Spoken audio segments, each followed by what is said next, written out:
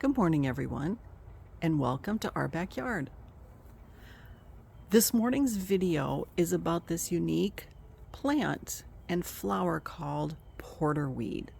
And I was actually going to do another video today, but I walked out into my garden and saw this explosion of blooms on all of my porterweed. This one happens to be a coral porterweed. And these are the most they have bloomed all summer long. This one is my red coral porterweed. And I'm just speechless almost and just stunned with the display that they are showing right now. Typically, they only bloom along a very short segment of their bloom stalk, but today they have just exploded. And the blooming is along a longer piece of the stalks with all of them that are blooming. This is just stunning. I have not seen this since I have had my porterweed.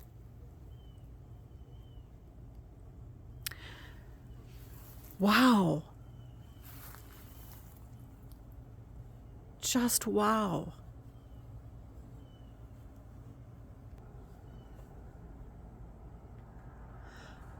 I love the airiness of this plant.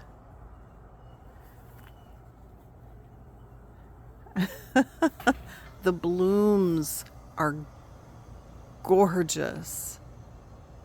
They're small. They're a favorite of pollinators. You've heard me mention this in prior videos, but I just had to showcase the porterweed today because of the stunning display.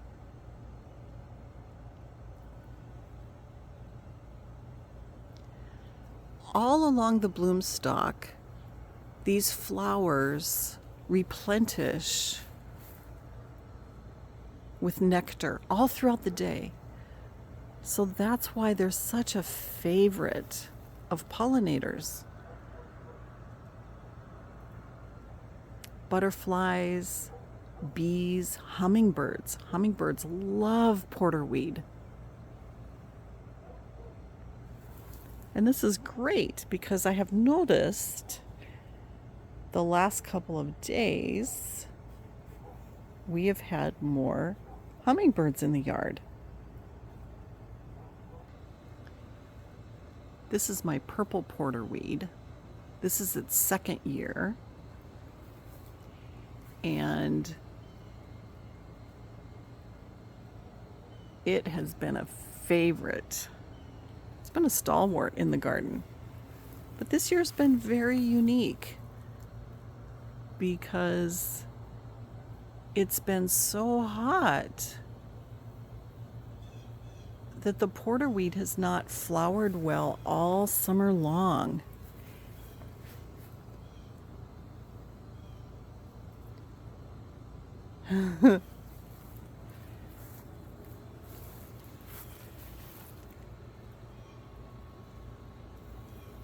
Got a native bee.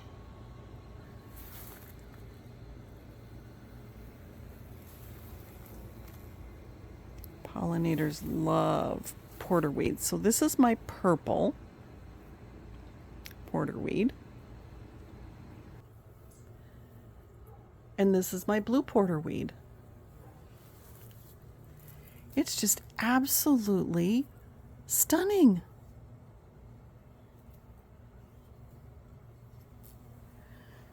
This is very unusual to see, for my porterweed anyway.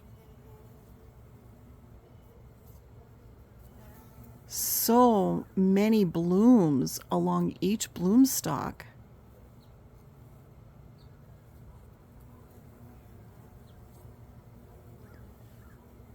The native bees are like, yes, we love this too. The porterweed, the blue porterweed, you might say, hey, that kind of looks purple. And it does. It is a different shade. And the bloom stalks are thinner, much thinner than the purple. The plant is a little bit more compact also than the purple porterweed.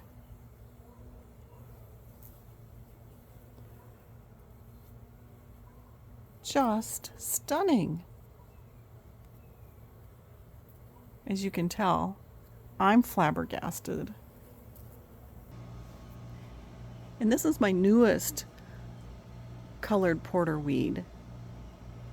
And I don't know what the color you would call it. It's more of a lilac colored. It's pretty unique. But this porterweed I replaced. So I put in this place, in this pot. This gorgeous porterweed has easily tripled in size. And I replaced what was in this pot originally was Miss Lilac butterfly bush. And it struggled. Let me see if I can get this to, this is a very unique colored flower. And that Miss Lilac butterfly bush just struggled over here in the full sun. And I replaced it with this porterweed this summer. And this porterweed has just grown beautifully. I am so happy I did that. In fact, I wish I would have done it earlier. You can see the bloom stalks are very unique. They come out in all different angles and they just meander however they wish. And porterweed are such a pollinator favorite. I'm out here early in the morning, so you can't really tell. I mean, you've seen some of the native bees that are out super early on these. But you may ask, well, what is different? Why is it blooming like this? You know, and I've been thinking that myself. And I do have a couple of theories. Our 100-degree temperatures have gone down a few degrees. So instead of 105 and 108, yes, we still hit 100, but we've had a couple of days that were like 98 and 99 degrees, and they haven't been such high humidity. The humidity has also been lowered. So the nights, instead of being 82, 83 degrees, we've had a couple of evenings that have been in the 70 degrees. So that's one thing. You can see I'm all along here just loving what they look like. So the nights haven't been as brutally hot, although they're still very warm. So we've had a few nights like that. They haven't flowered much in the summer, so that's another factor. I think they've just been waiting to pop. And although I have fertilized them,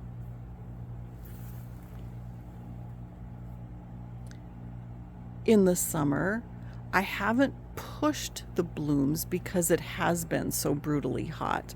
And when I have fertilized them, they have responded with blooming, and they've bloomed the small segments along the bloom stalks, but nothing like this display. Nothing. I have never seen my porterweed bloom like this in mass. They must just be singing inside, saying, "Thank you. We hate that brutal Texas heat. Thank you for even these few degrees difference.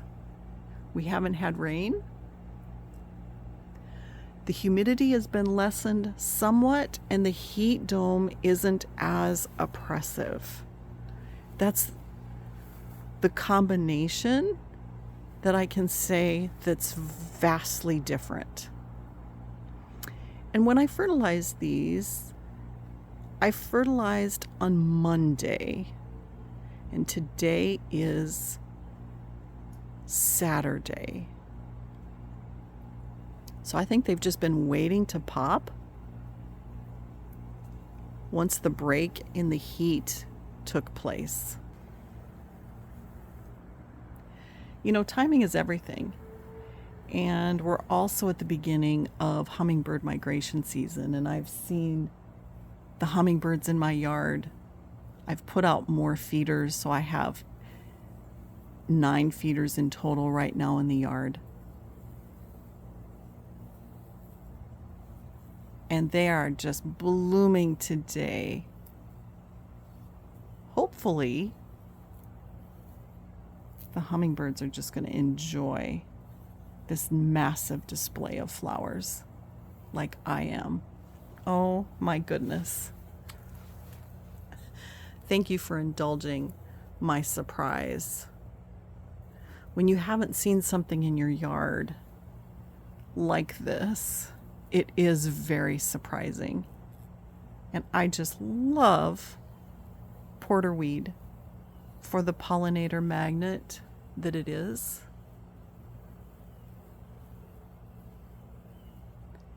But I also like the colors that you can get, the foliage. I like the displays. I like how the bloom stalks or bloom spikes go all different ways. It just creates a very interesting plant. Thank you, porterweed. Oh my goodness, you've just gorgeous today.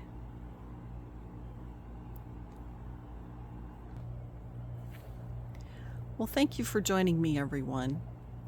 I really appreciate you coming on this journey with me. And before I go, I know some of you are going to wonder what I do fertilize my pollinating plants with. And I do use this fertilizer. It is a liquid fertilizer from Espoma.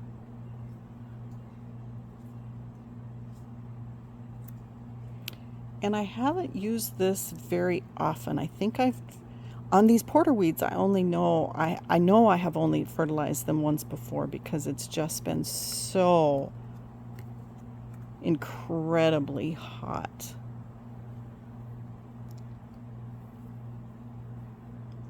But you'll notice it is just a 1-3-1 nitrogen, phosphate, and potash. It's not boosted super high, but the reason I use this is because it is, I do like Espoma products, although they are somewhat expensive, but I do like them as they are organic. Oops, got buzzed by a bee. And my pollinators, since my pollinators love these plants, I try to use only organic fertilizer on the plants that my pollinators are visiting.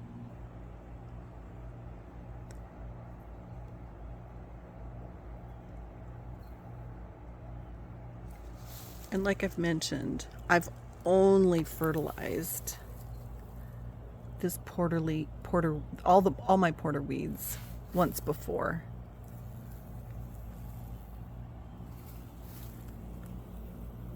Because they really haven't seemed to need it.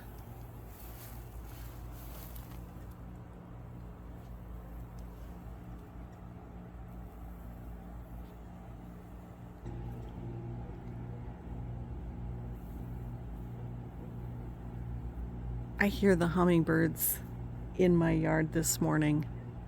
I'm probably in their way filming how gorgeous the porterweed are today.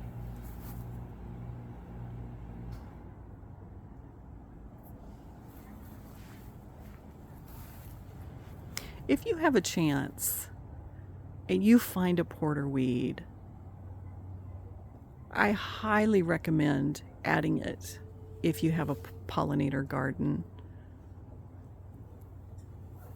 It's been unusual for us in Texas this year, being in the heat dome, where they have not flowered consistently. But last year, my porterweed flowered very consistently, and we did not have the heat dome like we have this year. So they do thrive in hot weather. They do thrive in a typical Texas summer. It's just we've been very unusual this year. So I highly recommend it.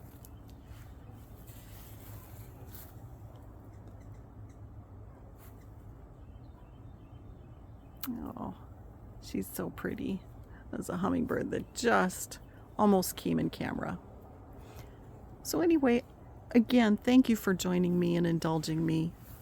I know you've heard by the surprise, I'm just stunned by the displays my porterweeds are giving me today.